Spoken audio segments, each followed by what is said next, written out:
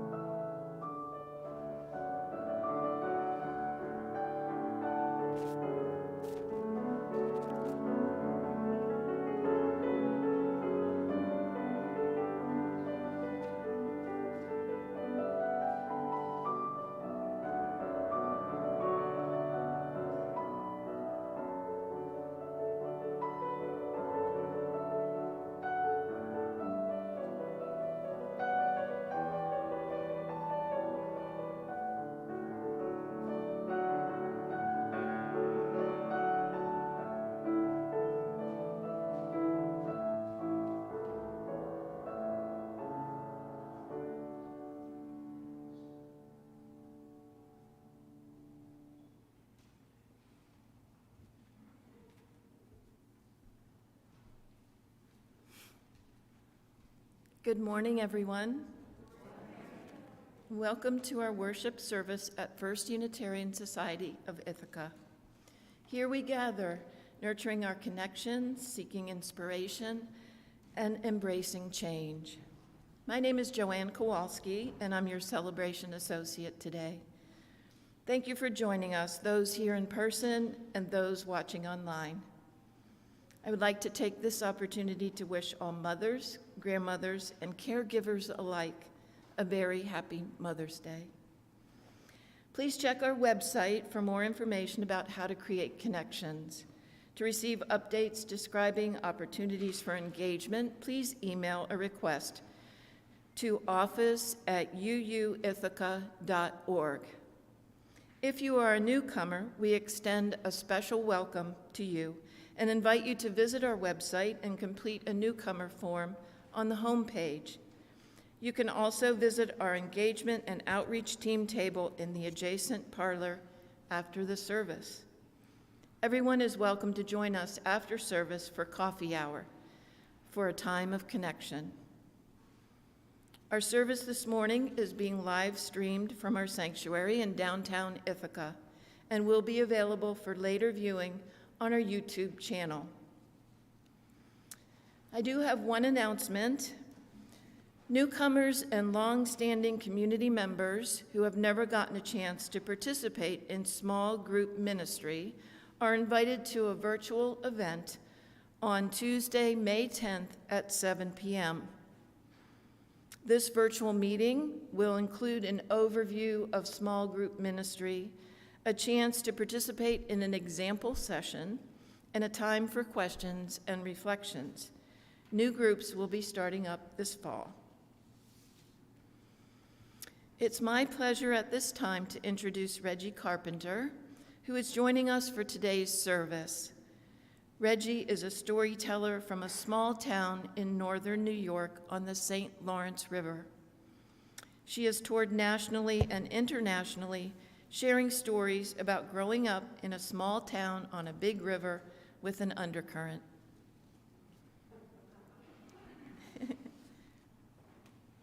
Please join me in saying the chalice lighting words.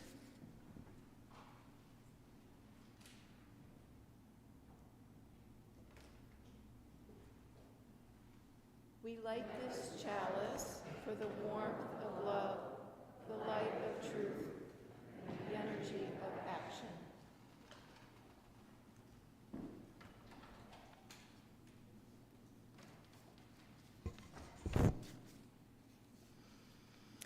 Our opening words are by Mary Oliver, Why I Wake Early. Hello, sun in my face. Hello, you who make the morning and spread it over the fields and into the faces of the tulips and the nodding morning glories and into the windows of even the miserable and crotchety. Best preacher that ever was, dear star that just happens to be where you are in the universe to keep us from ever darkness, to ease us with warm touching, to hold us in the great hands of light. Good morning, good morning, good morning. Watch now how I start the day in happiness, in kindness.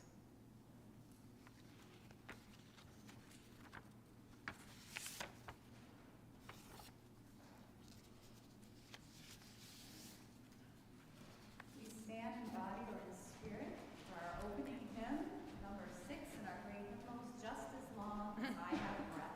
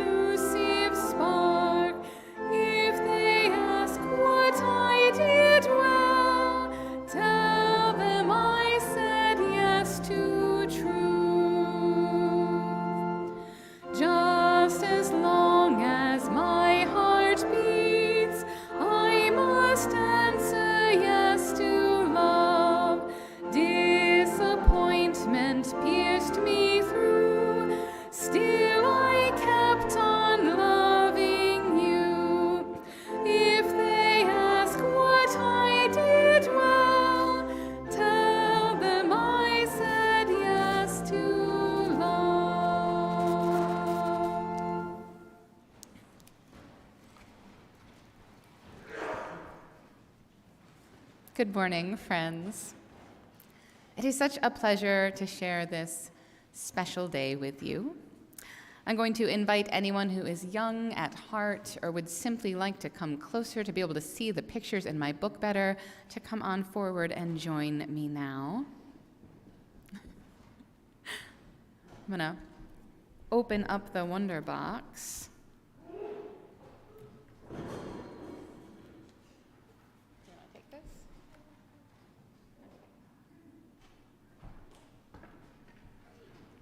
Can you show everyone what you've got there? Can you hold it up high? Yeah, it's a card. This one happens to be a card for Mother's Day, which also happens to be today. And I want to acknowledge that today especially can feel really challenging when the very idea of who gets to be or has to be a mother feels under attack. And yet, here we are on this day reflecting on our theme of beauty and all of the different kinds of love that it encompasses. While the card that my friends down there have is beautiful to look at, it doesn't tell the whole beautiful story of what a family can be. In fact, it often seems like there's only one way to be a family on Mother's Day, according to many of the cards and other things that we see. However, we all have the power to create and bring beautiful things into the world. Such is the case with a group of people who began using that power in 2011 on working to make Mother's Day fairer and more fit for more than just one type of family. So they're calling Mother's Day Mama's Day. This group says that Mama's Day is a celebration of all mamas everywhere. We know that mamahood is not one size fits all. Most popular images of mothers exclude mamas based on their sexual orientation, race, income, immigration status, gender identity, and more. And Mother's Day is one of the biggest commercial holidays in the United States, and it often reinforces these traditional ideas of family and motherhood and that there's only one way to be a family. So that's why we created Mama's Day in 2011 to highlight the contributions of the many mamas around us and to work for recognition, rights, and resources for our mamas and families. Each year, we commission artists to create original art that reflects the various ways our mamas and families look. The result is a collection of beautiful and unique cards that better reflect the families we know and love. So this group offers this art for free, and I have printed out a bunch of them over here for you, and I invite you to go ahead and take one and share that love today. I also printed out some coloring sheets right down here for our friends, if you would like to grab one and color. Mothering or filling the role of a mama and the love that goes with it isn't restricted to one kind of person, to one kind of relationship or one kind of love. So I'm going to share this book with you today entitled Love by Matt de la Peña.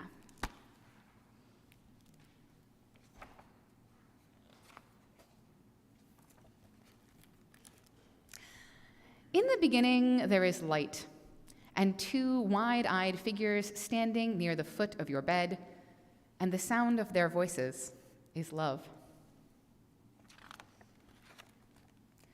A cab driver plays Love softly on his radio, while you bounce in the back with the bumps of the city, and everything smells new, and it smells like life.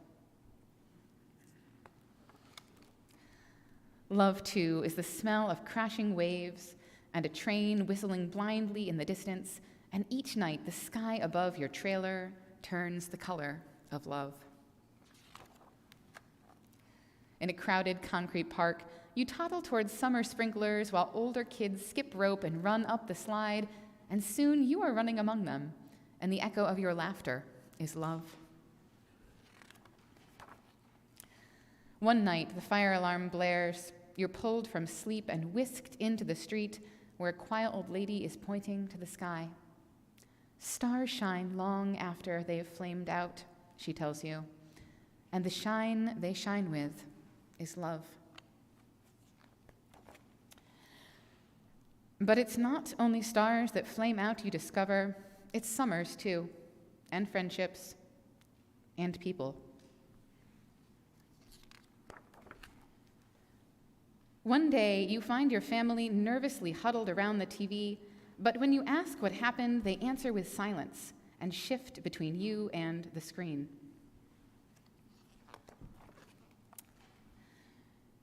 In your dream that night, you are searching for a love that seems lost.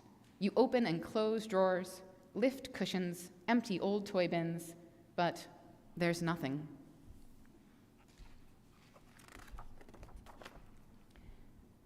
You wake with a start in the arms of a loved one who bends to your ear and whispers, "It's okay. It's okay. It's love." And in time, you learn to recognize a love overlooked, a love that wakes at dawn and rides to work on the bus, a slice of burned toast that tastes like love. And it's love in each deep crease of your grandfather's face as he lowers himself onto the overturned bucket to fish. And it's love in the rustling leaves of gnarled trees lined behind the flower fields. And it's love in the made-up stories your uncles tell in the backyard between wild horseshoe throws. And the man in rags outside the subway station plays love notes that lift into the sky like tiny beacons of light. And the face staring back in the bathroom mirror, this too is love. So when the time comes for you to set off on your own, heavy winds will sweep past your building and great gray clouds will congregate above. Your loved ones will stand there like puddles beneath their umbrellas, holding you tight and kissing you and wishing you luck. But it won't be luck you'll leave with, because you'll have love, love, love.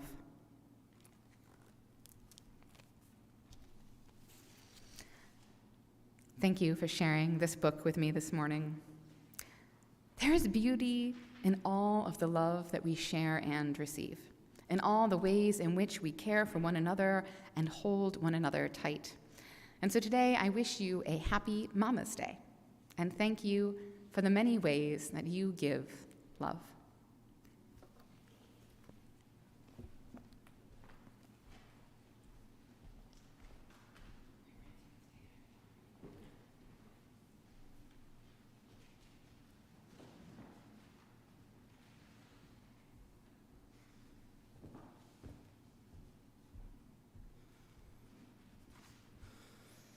Good morning. Now is the time for joys and sorrows and appreciations. In a spirit of reverence, love, and care, we take time now to bear witness to some of the joys and sorrows of our community, to share those events that call for our prayers and support, our praise and celebration. Josette Garrison passed along the good news that longtime member Jean Paisley sends her love to the people of our church.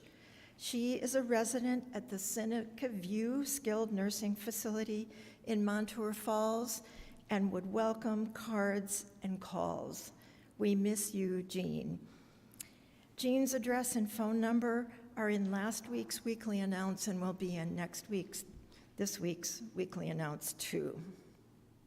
From Jill Van Luken, her husband Arne Van Luken had a stroke early Monday morning, likely caused by a neck injury.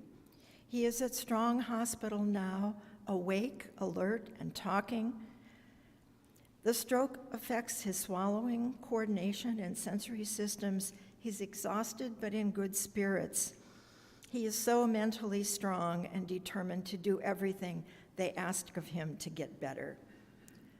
The kids are with Jill's parents at their home, and she's back and forth between Rochester and Ithaca. Please send Arne, Jill, and family love and positive thoughts and energy for Arn's healing. An appreciation from Matt Hare. I'm thankful for additional ways to engage with FUSIT. Many thanks to Jens Wenberg and others who are making summer services a reality this year, and also to Michelle Hochstetter for organizing a Unirandac planning team, exciting plans. Thank you to both of them. From the Board of Trustees in appreciation, we want to express our gratitude and thanks to Marie Benedetti and the auction team consisting of Alice Churchill, Simon Catterall, Carol Whitlow, Jessica Brown, Liz Einstein, and staff help from Michelle Waffner and Loretta Heimbach for the extremely successful community online auction this last weekend. Plus, thanks to those who donated items, both from within the congregation and community businesses. But Marie has been the auction queen, and we are so grateful.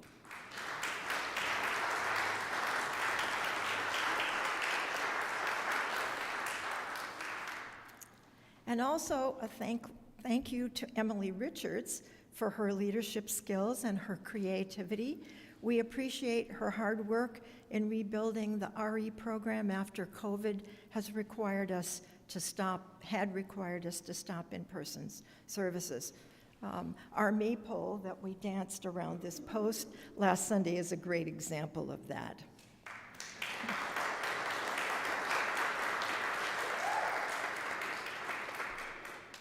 For those we are holding in our thoughts, in our hearts, and perhaps in our prayers, let us call these names out loud into this community, into this space of healing and hope right now.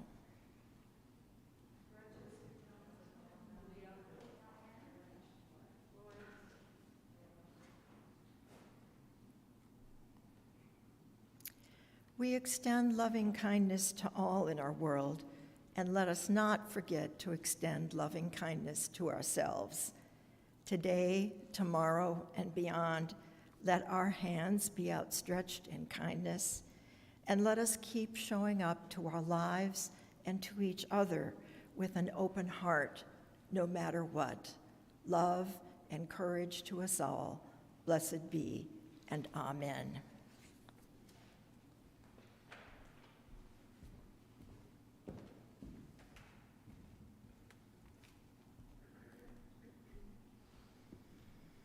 Our spoken meditation this morning is by Naditi Achibe. As we continue on our life journeys, may we learn to love ourselves deeply, accept ourselves as holy, and celebrate ourselves completely without fear of inhibitions.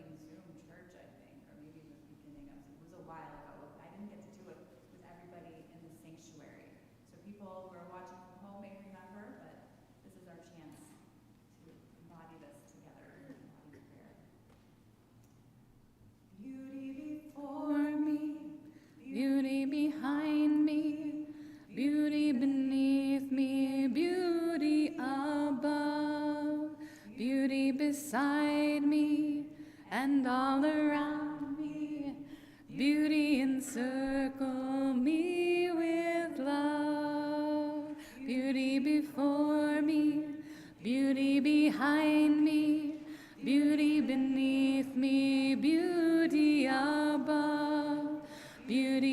beside me and all around me. Beauty encircle me with love. Beauty before me, beauty behind me, beauty beneath me, beauty above. Beauty beside me and all around me. Beauty encircle me with love. Beauty before me, beauty behind me, beauty beneath me, beauty above.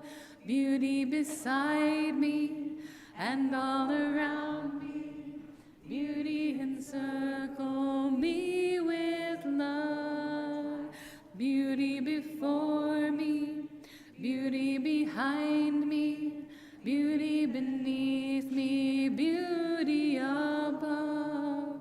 Beauty beside me and all around me. Beauty encircle me with love.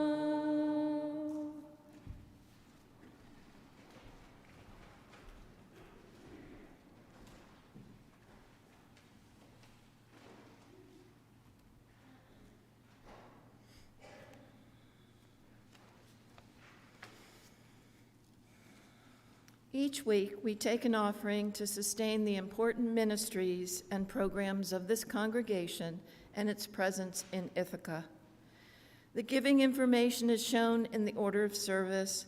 For those watching remotely, the text number and website will appear on your screen during the offertory music and in the information below the live stream image on YouTube. Giving to the plate is important. It's a symbol of our gratitude for this service and our ongoing commitment to support the work of this church. So please take a moment and give through either the text option or the giving button on our church website. If you're attending in person and you would prefer to write a check, you can place your offering in the box by the door when you exit the service.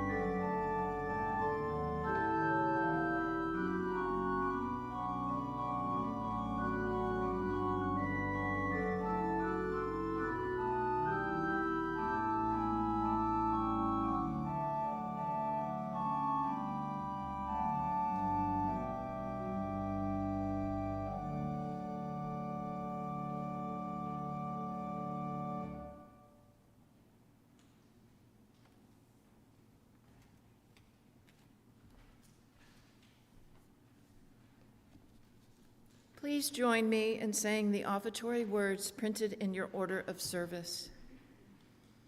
May these gifts bring about connection, inspiration, and engagement within these walls and beyond.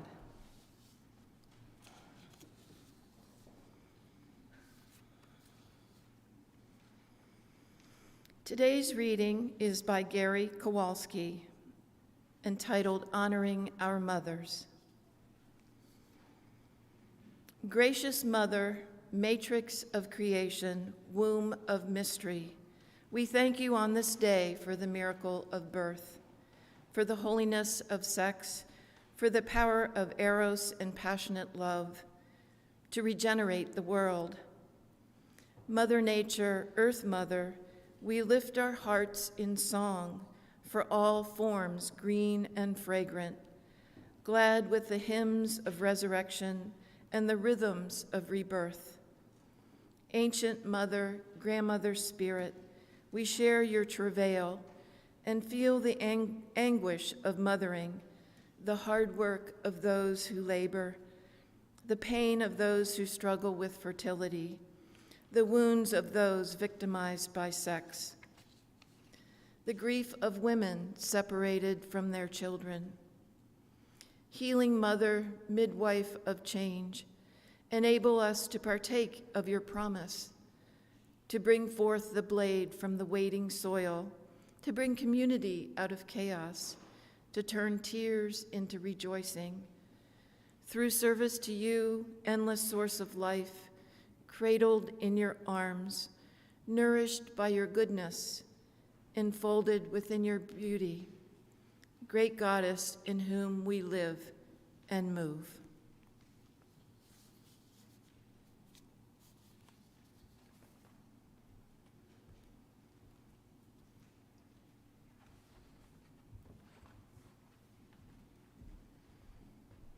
Hey,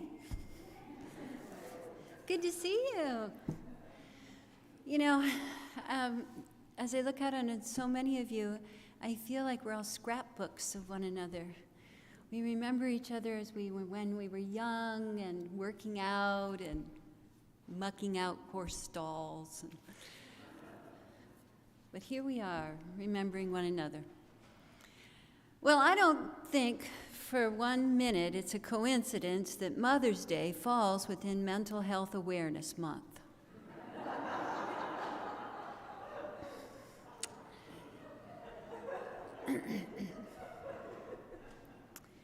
And I'm going to tell you a story about my mom. When I go looking for a story, I often ask myself, what else is true?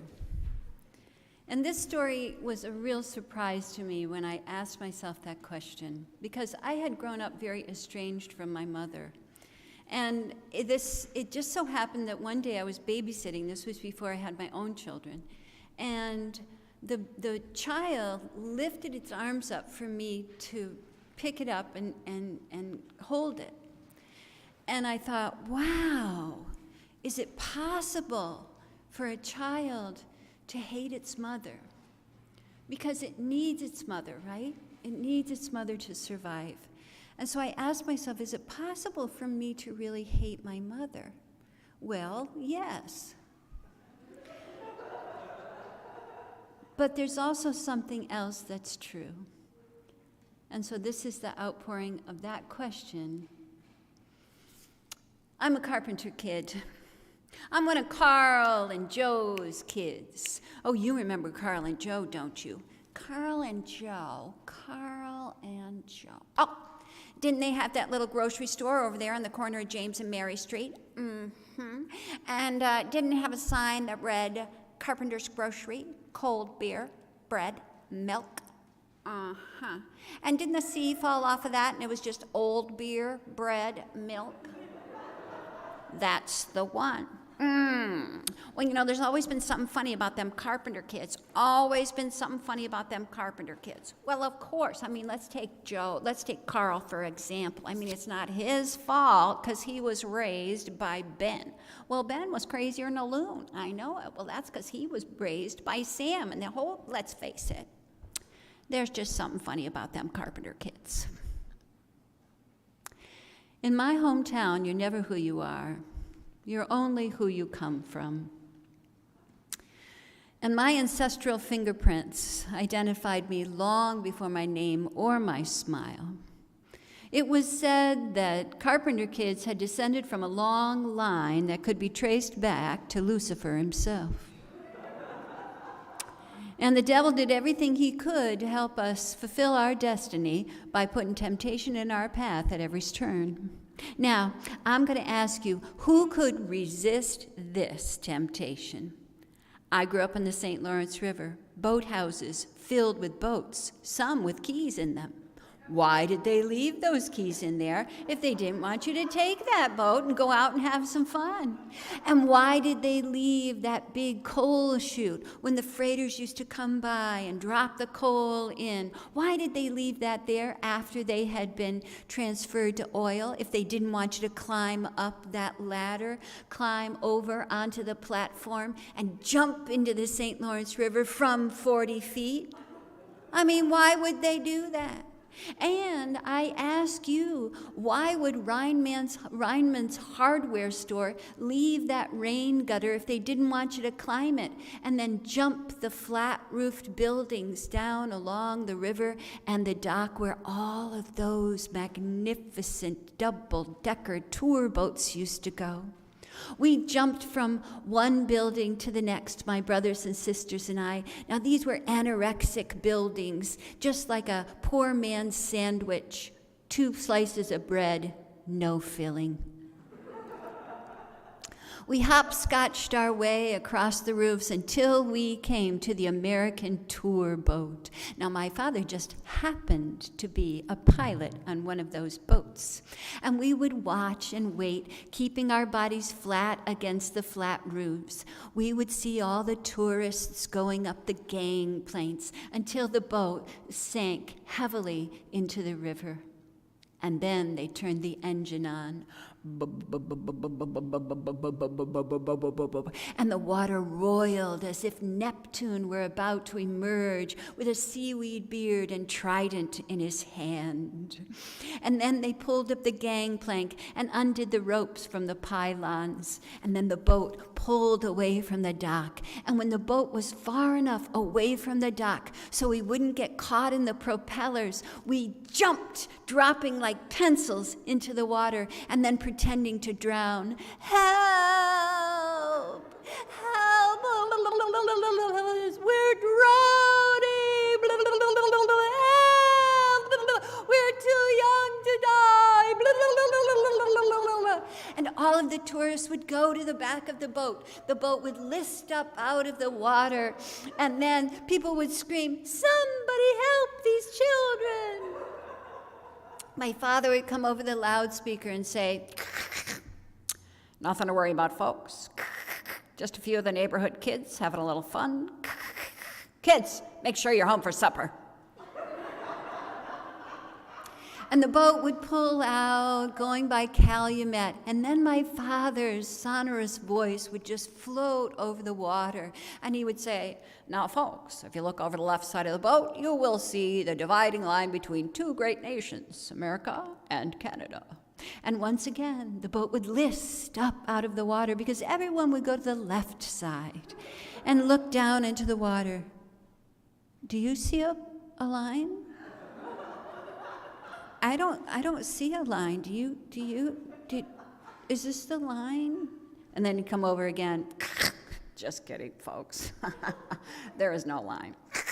Now, if you look ahead, you'll see the beautiful Millionaire's Way.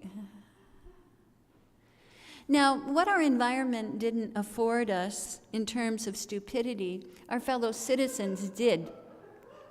We actually had a guidance counselor who was a barn owl impersonating an alcoholic. We would walk by him and he'd go, "Hoo, hoo, hoo, hoo." We had an 8th grade social studies teacher whose mother taught 8th grade English across the hall. Well, he was so meek and mild, just ripe for the picking. So we would encircle him when he was alone, and then he would yelp, and as soon as the English teacher heard her little cub cry out, she'd slam her book shut, go over to the door, tear it off of its hinges, stomp so hard her garters actually snapped. And then she'd pull his door open and say, "You leave my son alone, you carpenter vermin." We were those carpenter kids. We were too loud, too snotty, too rude, too in your face. We were just too. So, when I wanted to take piano lessons, it came as something of a shock. "What piano?" my father queried. "What? Piano?" my mother questioned, just quivered at the slightest thought of just a little bit of cultural refinement in her household. Now, piano lessons cost $3.50 with Sister George at St. Mary's Convent, which was catty-corner to Carpenter's Grocery. Sister George taught all the instruments, trombone and trumpet and drum. She taught singing lessons. She taught accordion to the girls who hadn't developed yet. And of course, she taught piano. So when my father heard how much piano lessons cost, he said, "Oh my God, that is ridiculously expensive. And in case you haven't noticed, Josephine, we do not have a piano." Well, the Lord works in mysterious ways. Mothers do not. My mother went to each one of my brothers and sisters, and she asked them that they'd give up 50 cents of their allowance so I could take piano lessons. And of course they said yes, because carpenter kids, we stick together. And then my mother raided her grocery stash, $1.50. Now I had $3.50. And every single day after school, Monday through Friday, I would come home from school, I'd change into my play clothes, I'd have a snack, and I'd walk across to the convent. And there I would practice the piano. I always started conservatively with major and minor. I loved how the sweetness and the melancholy were best friends. And then I would practice going skiing in Aspen with my arpeggios.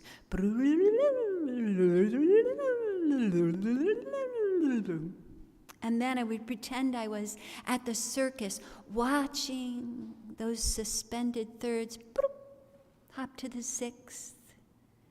And then I would be reminded of how the most diminished of us can become whole if we can just find the strength to move the half step to the octave. And then I practiced the simplest of Bach, beginner Beethoven, the easy Brahms, but I always ended with bum, bum, bum, bum, bum, la da dee, la da. Do you know it? La dee, la da dee, la da dee, la da, la da dee, la da.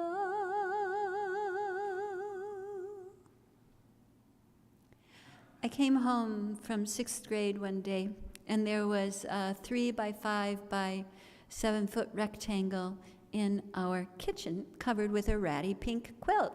"Hey, Mom, what's under the quilt?" "Regina, it's imperative that you do absolutely everything I tell you to do when your father comes home. Do you understand me?" Yeah. "Hey, what's under the quilt?" "Regina, I don't think you're listening. It is imperative that you do everything I tell you to do when your father gets home. Do you understand me?" Yeah. Okay. What's under the quilt?" And my mother went over, and just like a magician does to his prized pigeons, she twirled her fingers into the ratty pink quilt, and then revealed an altar. It was a black lacquered console piano. Regina, it is imperative that you do everything I tell you to do when your father gets home. Do you understand me? Yes, I do, Mom. And together we covered up the piano with a ratty pink quilt. Well, my dad came home at 5:30. You could set your watch by my dad coming home at 5:30. He put down his briefcase full of playing cards and chewing gum, and then my mother ran right over to him, and she gave him a big, big kiss. Oh, hello, Carl. Well, hello, Joe. What's under the quilt? Oh, Carl. I don't know if you know that you have a very talented daughter. Which one? Carl, you know, she really gets a lot of gold stars in the studio. She practices every day. What's under the quilt, Joe? Carl, I don't want you worrying about a thing. Because, Carl, I have made arrangements to pay just $5 a month for 12 years.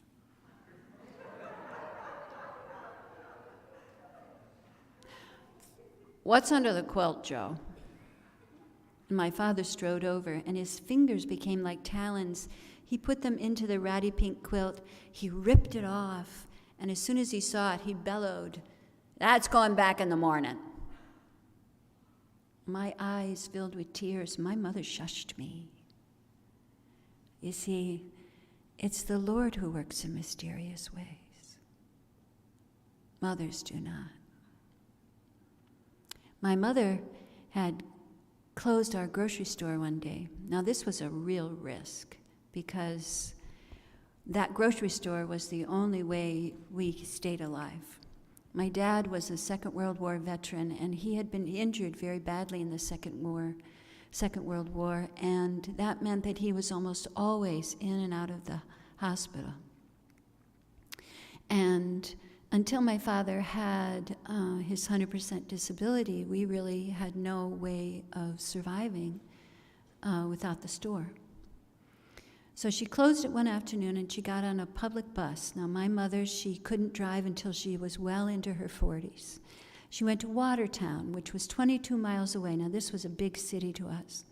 And she got off that bus, and she walked over to the piano store, and she chose this piano.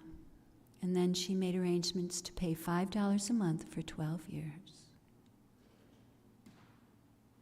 Regina, go and wash your hands before supper.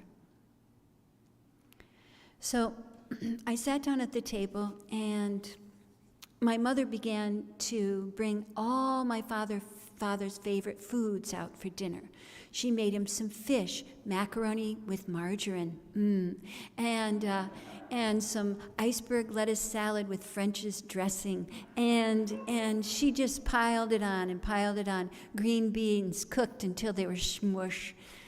And then for dessert, she had made him some fresh apple pie and a hot cup of coffee. And when she sat down, my father was still smacking his lips, and she turned to me and said, "Regina, why don't you go and play a little something on the piano before it goes back in the morning?" You see, it's the Lord who works in mysterious ways. Mothers do not. So I went over to the piano, and I lifted the lid. I said, "Hello to the devil and the Lord." And I mingled the sweetness and melancholy that I knew so well from my childhood.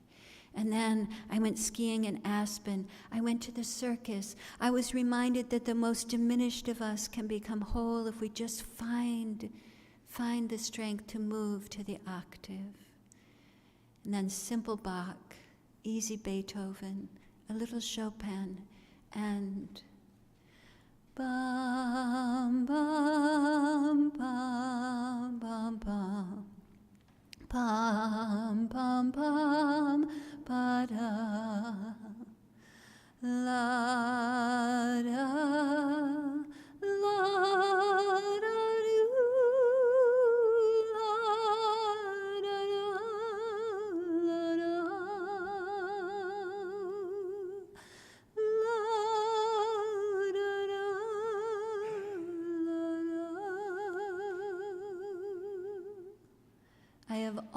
always found the New World Symphony to be so hopeful. Don't you? 10 o'clock came, and before that, the radio stayed off, the television never came on. My mother knitted, and my father read the newspaper. Every once in a while, his hand would come out, and he would grab one of the fresh ginger snaps my mother had made for him that day. I closed the lid and said goodbye. Oh my goodness, it is the Lord who works in mysterious ways. Mothers do not, because whatever my mother did between the hours of 10 that night and 7 the next morning must have worked. I kept that piano. But I will tell you something. When I was 16 years old, I had a very serious psychotic break, and I was institutionalized in the St. Lawrence Psychiatric Hospital for my entire junior year. And of course, I blamed my mother for all of it. If you had asked me about my mother when I was in my 20s and 30s and 40s, I would have said that I had the most selfish mother that ever lived, and what did she ever do to me? My mother never did a darn thing for me, and she didn't really love me at all. I stayed 16 well into my 40s. But when I asked that simple question, what else is true? What else is true? I remembered that I actually had a mother who got on a bus, who went to a piano store and picked out a piano, and then she paid $5 a month for 12 years. And I have never done that for anyone, including my own children. You know, it's the Lord who works in mysterious ways. Mothers, not a chance. As for me, I am a carpenter kid. Thank you.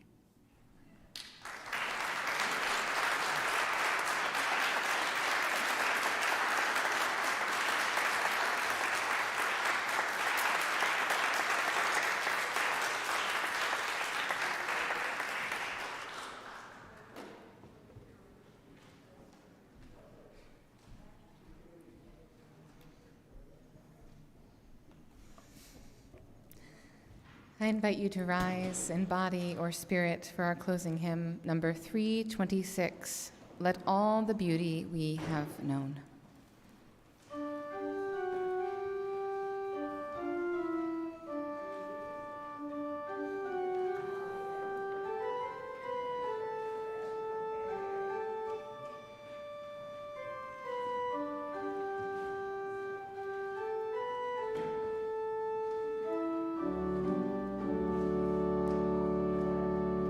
Let all the beauty we have known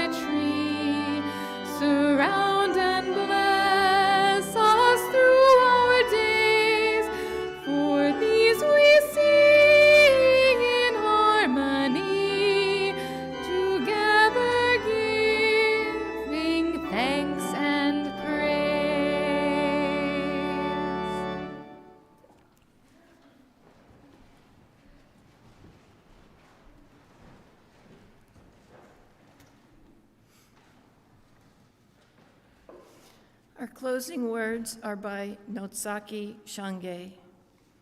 I found God in myself, and I loved her. I loved her fiercely.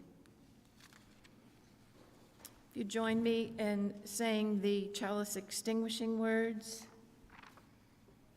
As we extinguish the chalice, we gather the warmth of love, the light of truth, and the energy of action into our hearts and carry it forward into the dawning day. Go now in peace.